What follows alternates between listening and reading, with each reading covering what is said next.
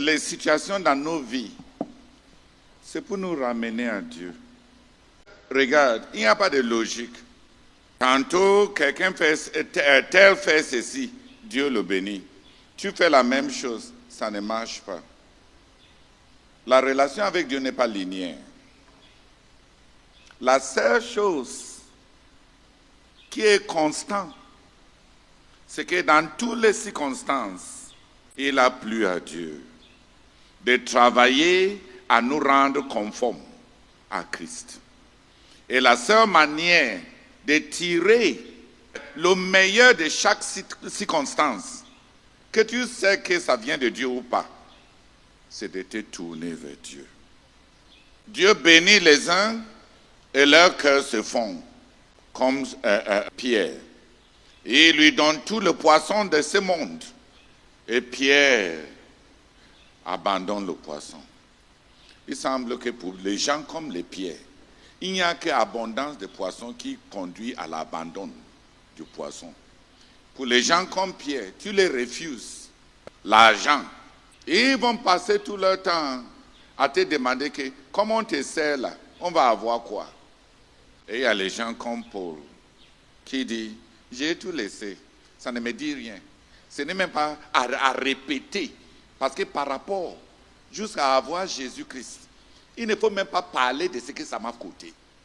N'en parlons pas. Pierre a demandé, nous on t'a suivi, on va avoir quoi? Et Jésus lui a répondu, il a dit, 100 fois ce que toi-même tu as abandonné, avec un peu de souffrance pour épicer ça. Et la vie éternelle dans l'avenir. Dis Amen. Le problème, c'est que les gens qui réclament les choses n'ont rien abandonné. Ils ont toujours été bénis, bénis, bénis, bénis, bénis. Ils veulent davantage. Pierre demandait, et le Seigneur a répondu, si je te suis, je vais avoir quoi? Et Jésus a dit, 100 fois tout ce que cela t'a coûté de me suivre, avec un peu de piment, pour te rendre normal, et à la fin, la vie éternelle. Paul n'a jamais posé ce genre de questions. Il n'a pas demandé, qu'en sera-t-il de nous? Il n'a pas demandé, par rapport à tout ce que j'ai laissé là, mon avenir c'est quoi? Il a dit, Seigneur Jésus, par rapport à tout ce que j'ai laissé là, il ne faut même pas que quelqu'un pense que j'ai laissé quelque chose. C'est de la boue. C'est du néant. Comment quelqu'un qui a vu ta gloire peut dire que c'est parce que j'ai abandonné ceci? Dieu connaît tous ses enfants et il gère tous ses enfants. Mais la seule chose qui amène tous ses enfants à profiter de la manière dont Dieu est en train de les gérer, c'est que dans toutes les situations, il se tourne vers Dieu et que dans toutes les situations, Dieu travaille à les conformer à Christ. Si tu veux comprendre tes circonstances, on a toutes les matrices, malédiction, brisement des passés, bénédiction, péché caché. Quand tu as fini, il y avait un médecin à Yaoundé, le docteur Tako. Quand il te fait une prescription, pour une petite prescription comme ça, tout ton cahier peut être rempli. Un jour, on lui a demandé, pourquoi tu fais toutes ces longues prescriptions comme ça? Il a dit, je ne veux pas que tu viennes plusieurs fois pour me consulter. Comme ça, tu vas dépenser beaucoup. Je vais épargner un peu d'argent pour que tu ne consultes pas. Quand tu me dis tous ces symptômes, ça peut être ceci, voilà le traitement pour l'autre là. Ou bien ça peut être ceci, voilà le traitement pour l'autre là. Ou bien j'ai pensé aussi que ça peut être aussi l'autre-ci, voilà le traitement de l'autre-ci. Les effets secondaires néfastes des premiers traitements, voilà les effets secondaires. Et voilà ce que je t'ai donné pour amortir. Et les effets secondaires de cet autre, voilà, c'est pour ça que je sais que tu vas guérir. Au lieu de te faire venir 3 fois, 4 fois, c'est mieux que l'argent que tu allais payer. Tu mets tout ça pour guérir. Le ministère pastoral est comme ça. Face à une maladie, la maladie peut être causée par le péché. La maladie peut être causée par les malédictions. La maladie peut être causée par un esprit d'infirmité.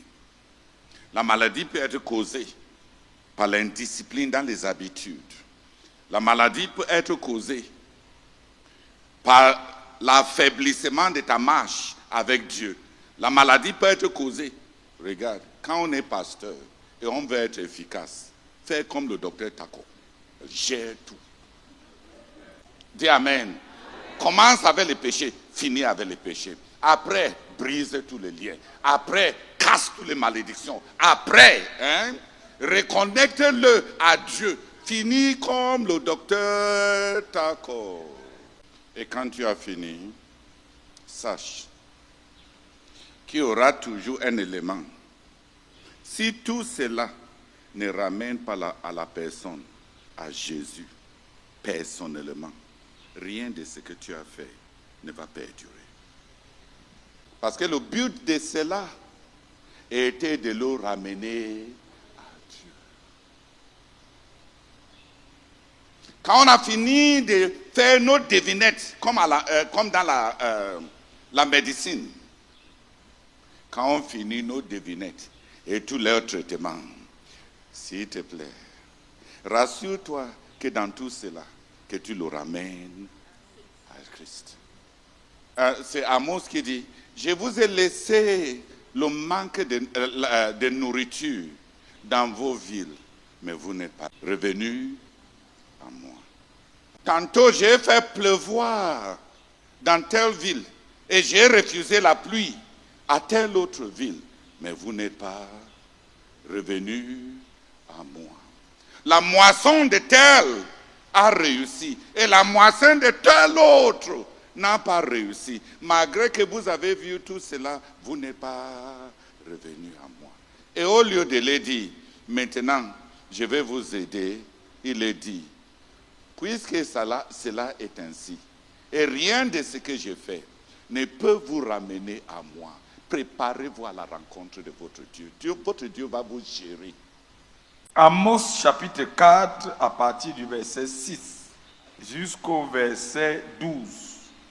Et moi, je vous ai envoyé la famine dans toutes vos villes, le manque de pain dans toutes vos demeures. Malgré cela, vous n'êtes pas revenus à moi, dit l'Éternel. Et moi, je vous ai refusé la pluie. Écoutez, vous comprenez, non? Il avait envoyé la famine là, pourquoi? Pour qu'ils reviennent. Pour qu'il tourne vers lui. Et moi, je vous ai refusé la pluie lorsqu'il y avait encore 3 mois jusqu'à la moisson. J'ai fait pleuvoir sur une ville. Je n'ai pas fait pleuvoir sur une autre ville. Un champ a reçu la pluie et un autre qui ne l'a pas reçu s'est desséché. 2, 3 villes sont allées vers une autre pour boire de l'eau et elles n'ont point apaisé leur soif.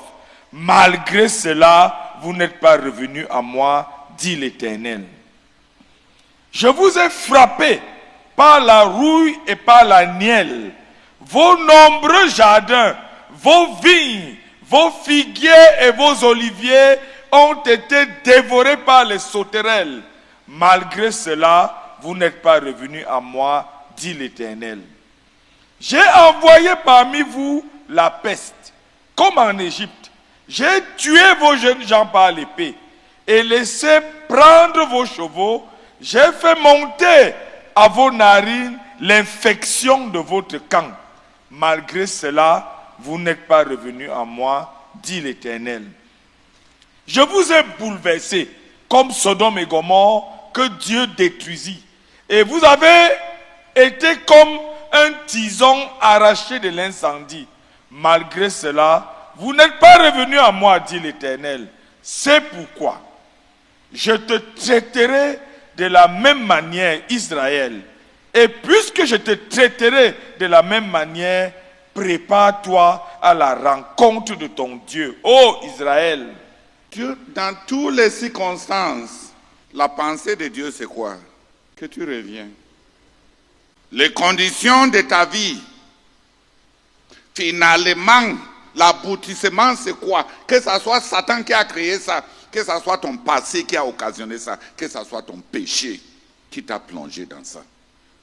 L'aboutissement, c'est quoi? Que vous reveniez à Dieu. Monter, descendre, aller à gauche, aller à droite. Tout. Si on ne crie pas à l'Éternel, si on ne revient pas à l'Éternel, pourquoi on n'est pas désespéré? Pourquoi malgré tout ce qui nous est arrivé, pourquoi on n'a pas crié comme les gens désespérés?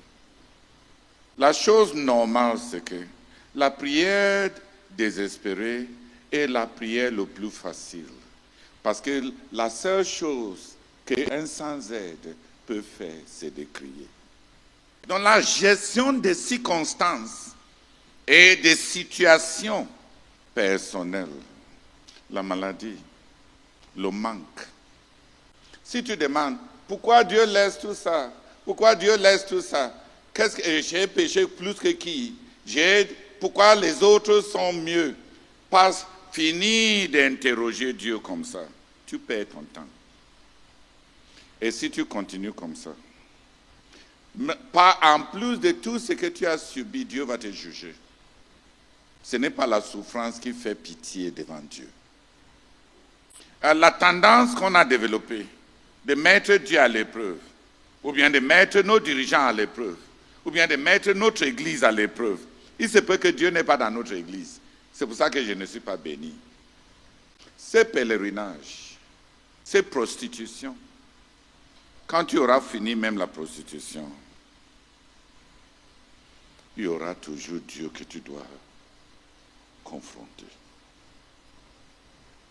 Dans 1 Chronique, chapitre 4, versets 9 et 10. 1 Chronique, chapitre 4, versets 9 et 10. Jaébet était plus considéré que ses frères. Plus noble. Jaébet était plus noble que ses frères. Sa mère lui donna le nom de Jaébet en disant, c'est parce que je l'ai enfanté avec douleur. Jaébet invoqua le Dieu d'Israël en disant, si tu me bénis et que tu étendes mes limites, si ta main est avec moi, et si tu me préserves du malheur, en sorte que je ne sois pas dans la souffrance. Et Dieu accorda ce qu'il avait demandé. Il y a des circonstances naturelles. Jabez avait des circonstances naturelles. À son accouchement, son jumeau s'appelait Douleur. C'est sa mère qui lui a dit, quand je t'ai accouché, tu avais un jumeau qui est venu avec toi. La douleur, la peine. Donc Jabez, en grandissant, n'a pas aimé ces malédictions, ces prophéties, ces circonstances, ce qui le suivait. Il a dit, pourquoi moi, en venant même dans ce monde, j'apporte la douleur à ma mère. Et dans la vie, mon jumeau est toujours là. Les problèmes. Et Jabez cria à l'Éternel. Oh Éternel, sépare moi de la douleur. Si, oh Éternel, tu peux seulement me séparer de mon jumeau aussi. Et tu me mets au large. Oh Seigneur. Et l'Éternel écouta le cri de Jabez. Plusieurs d'entre nous, nous avons des circonstances naturelles. Les handicaps, les limitations. Les choses qui sont collées sur nous. Pourquoi ne prions pas comme Jabez? Pourquoi ne pas prier comme Jabez? Oh Dieu, si tu pouvais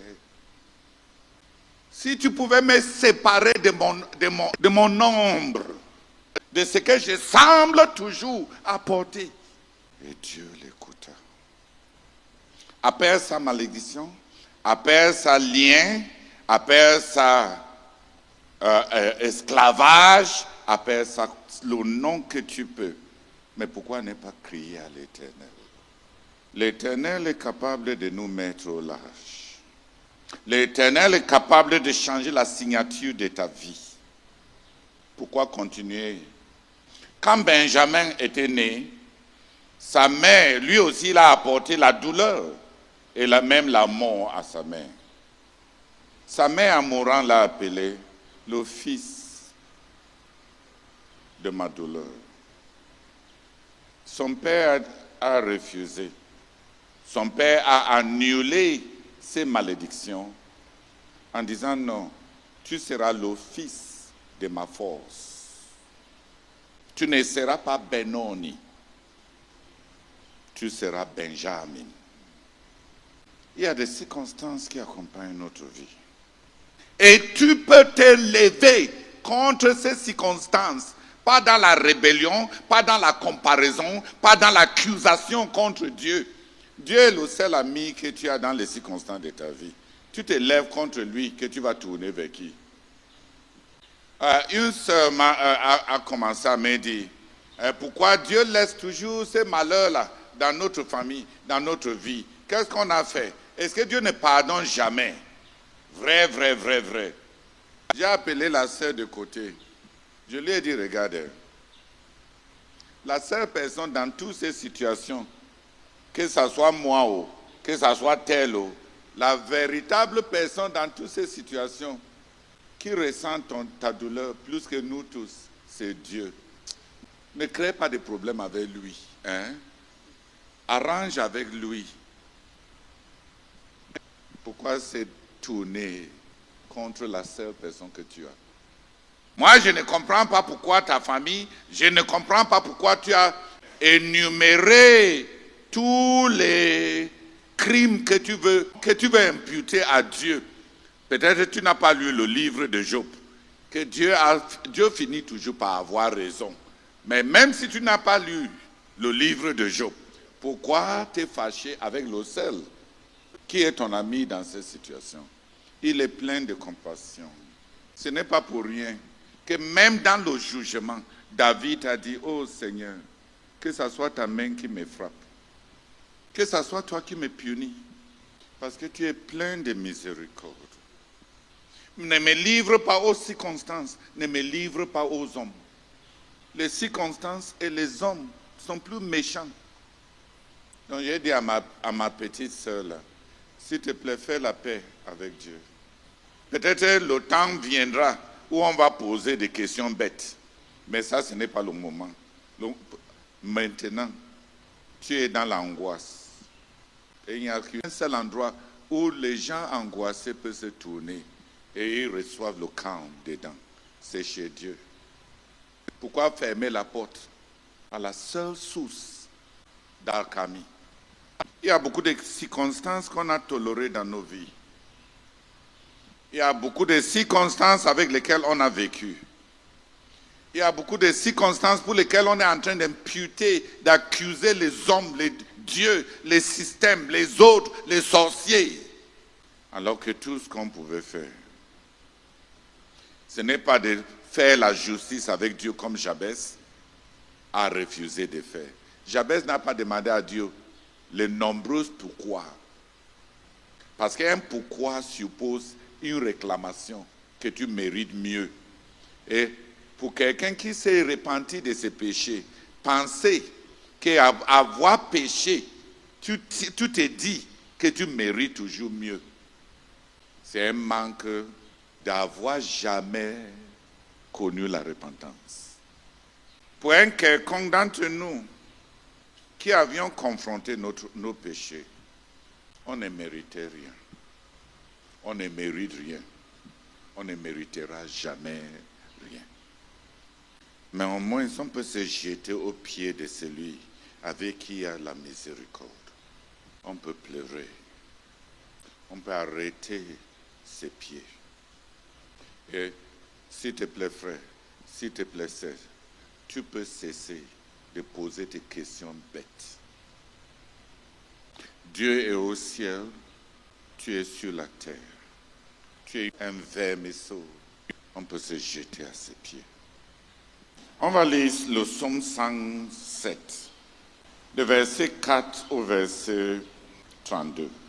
Psaume 107, du verset 4 au verset 32. Les uns erraient perdus dans le désert, dans des lieux où il n'y avait personne et sans trouver une ville habitée. Ils étaient affamés, ils avaient soif et ils étaient tout près de défaillir. Dans leur détresse, De mourir. et ils étaient tout près de mourir.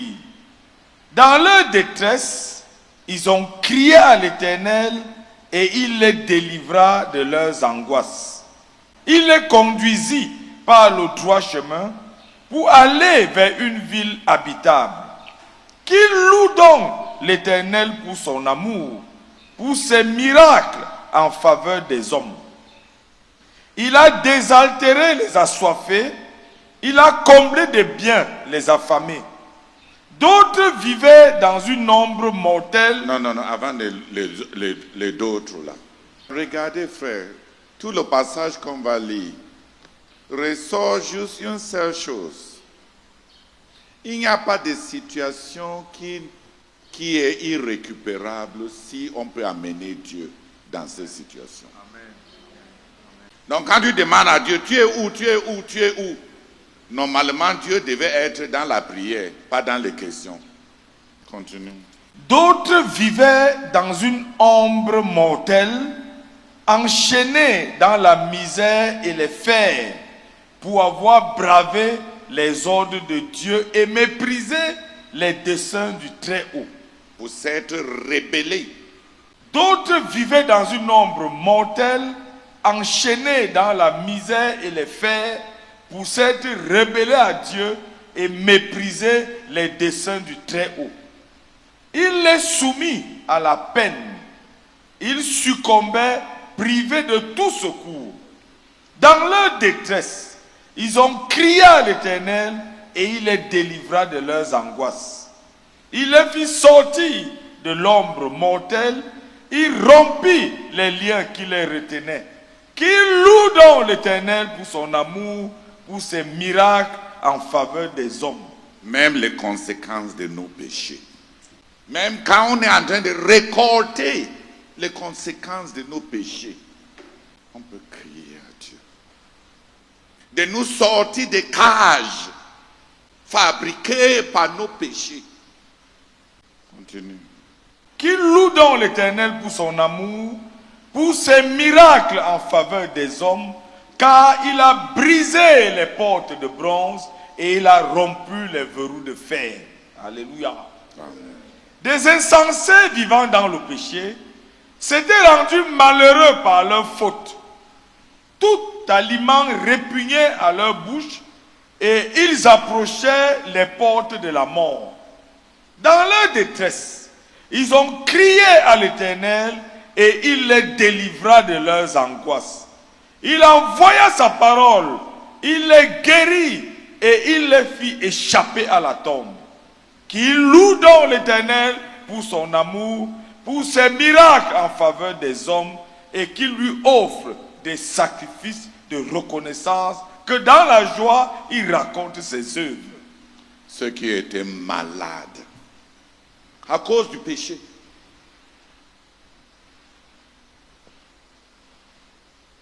Même presque au bord de la mort, on peut crier à Dieu.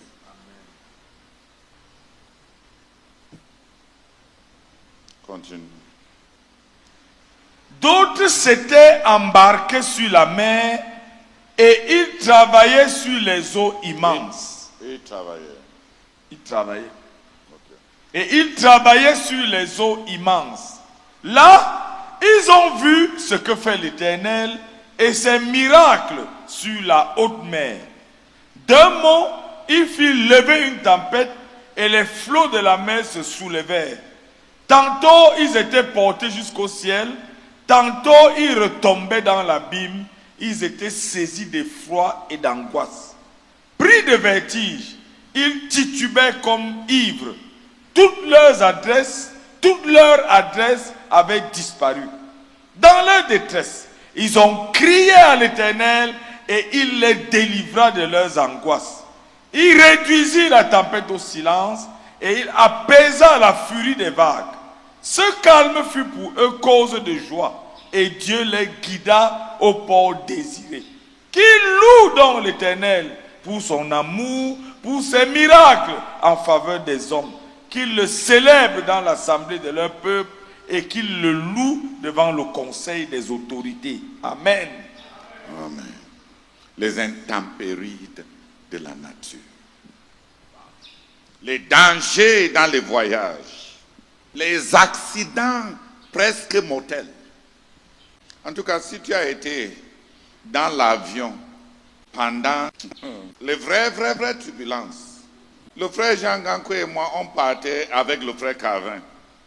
On partait de Vancouver pour Toronto. Et quand on est monté, j'ai vu, comme tu peux suivre le voyage devant toi dans certains avions, c'est comme si on a cogné un mur. Notre pilote est parti de 35 000 pieds. Il est monté à 40 000 pieds. La turbulence ne s'abaissait pas. Il monte à 47 000.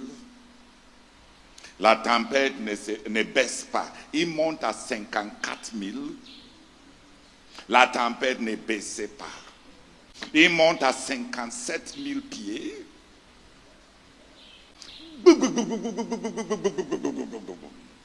Le frère Jean dormait. Donc il s'est réveillé pour me demander si on a atterri. Donc imagine la turbulence qui était comme l'atterrissage. Je lui ai dit, ne t'en fais pas. On n'est même pas en train de descendre, on est en train de monter. Quand Dieu t'amène finalement à atterrir et tu touches ton corps, c'est toi encore qui es là. Ce n'est pas seulement dans les avions. Le frère Sama et nous, on descendait à Kekem. C'était la nuit. On doit contourner beaucoup de collines avec des points de vision morts. Sama ne savait pas que j'étais éveillé. Un camion de 36 roues a bloqué toute la route quand on a viré. Les deux roues de notre voiture ont quitté la route complètement et Dieu nous a fait sortir à la fin du camion. Dans le vide. Et on se retrouve derrière le camion. Un long camion. Si on t'a dit, si toi tu veux voyager et tu ne veux pas demander la prière, parce que toi, ton chauffeur connaît conduire, on allait partir à l'éternité dans l'avion de voiture. Il y a les intempéries. Tu as tout fait, tu conduis bien et ça t'arrive. Tu as péché et la maladie s'est accrochée de toi. Et on cherche tout sauf de crier à l'Éternel. On s'est rebellé contre la parole de Dieu et les décisions qu'on a prises n'ont pas marché. Il s'est avéré ce qui paraissait bien, qui n'était pas conforme à la parole de Dieu. Cela n'a pas marché. S'il te plaît, frère, tout peut changer pour celui qui amène Dieu dans sa situation. Par le cri du cœur, par le cri de détresse. Le problème, c'est qu'on a toujours d'autres alternatives. Il y a les hommes, il y a l'argent, il y a les moyens, il y a les systèmes, il y a les organisations, il y a tel. On s'est aligné des citernes crévassées. Dieu est proche de ceux qui l'invoquent. Je ne sais pas qui d'entre nous ici n'a pas été sauvé des situations périlleuses. On peut crier à Dieu. quel que soit le stade, l'état et le niveau de la maladie, quel que soit le danger, quel que soit l'égarement, quel que soit le manque, on peut crier à Dieu. Il y a beaucoup de situations qui nous arrivent, mais on n'a pas la désespérance que la situation mérite. Je vais finir par lire Marc chapitre 10, verset 46. Si la situation arrive, ce que je veux lire maintenant, c'est par rapport à l'aveugle Bartimée. La Bible dit dans Isaïe, cherchez l'Éternel tandis qu'il est encore proche. Invoquez l'Éternel tandis qu'il est prêt. Les opportunités passent et les cris après sont inutiles. Bartimée savait qu'il n'avait que cette unique opportunité de faire entendre sa voix à ce fils de David. Et il a crié. Marc chapitre 10, verset 46 à 52. Ils arrivaient à Jéricho. Jésus et ses disciples sortaient de la ville accompagnés d'une foule nombreuse. Bartimée, fils de Timée, un mendiant aveugle, était assis au bord du chemin. Lorsqu'il entendit que c'était Jésus de Nazareth, il se mit à crier, « Jésus, fils de David, aie pitié de moi. » Mais beaucoup le rabrouaient pour le faire taire. Lui, cependant, criait de plus belle, « Fils de David, aie pitié de moi. » Jésus s'arrêta et dit, « Appelez-le. » On appela l'aveugle en lui disant, « Courage, lève-toi, il t'appelle. » À ces mots, il jeta son manteau, se leva d'un bond et vint vers Jésus. Jésus lui dit, « Que veux-tu que je fasse pour toi? » « Maître, lui répondit l'aveugle, « fais que je puisse voir. » « Va, lui dit Jésus, parce que tu as cru en moi, tu es guéri. » Aussitôt, il recouvra la vue et suivit Jésus sur le chemin. Amen. Amen. Il y a des opportunités. Il y a des opportunités. Les occasions qu'il faut maximiser. Il y a un temps pour crier à Dieu. Le Seigneur Jésus lui-même avait dit aux apôtres, « Je sais que vous êtes fatigués. Je sais même que votre esprit est bien disposé. Je sais que votre corps est fatigué. Priez. Priez l'Éternel. Prie. Bien que je sais que vous êtes fatigué. Priez. Bien que je sais que votre corps est à bout. Priez. Priez afin que vous ne tombiez pas dans la tentation. Passé ce moment, Satan va venir en force. Et il y a la prière, quand la présence de Satan est forte, et qui va bloquer les cieux, et qui ne servira à rien. On venait d'annoncer à Ézéchias qui va dans bientôt mourir. Et le gars crie à Dieu. Bartimée est arrivé auprès de Jésus. Et quand le Seigneur Jésus lui demande, « Qu'est-ce que tu veux que je fasse ?» Regarde frère, il savait qu'il n'avait pas le temps. Il n'a pas demandé à Jésus, « Est-ce que mon besoin n'est pas évident ?»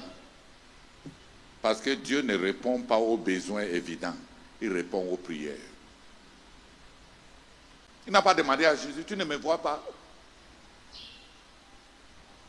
Aie pitié de moi, fils de David. Jésus lui demandait, qu'est-ce que tu veux que je fasse pour toi? C'est pour te pardonner tes péchés que tu cries pour la miséricorde. C'est pour te bénir. Tu veux quoi? S'il vous plaît, frère. Il n'avait pas le temps de raisonner Jésus. Il n'avait pas le temps de demander à Jésus. Est-ce que ce n'est pas évident? C'est par quoi je passe. Il avait seulement le temps pour prier. Seigneur, je veux voir. Il y a beaucoup de gens même qui traitent avec moi. Et je me dis que si c'est comme ça qu'ils traitent avec Dieu, ce n'est pas étonnant que leur vie soit si abandonnée. Prie pour que Dieu lave ta tête, pour que la vie ne te lave pas la tête. Barthélemy a su gérer une situation désespérée en termes de l'opportunité qui peut passer, n'est-ce pas? Il n'avait pas le temps de mettre le Seigneur, l'amour du Seigneur, la connaissance du Seigneur à l'épreuve. Le cri a stoppé Jésus, mais c'est la prière. Bien articulée, simplement articulée, qui a rencontré ce besoin.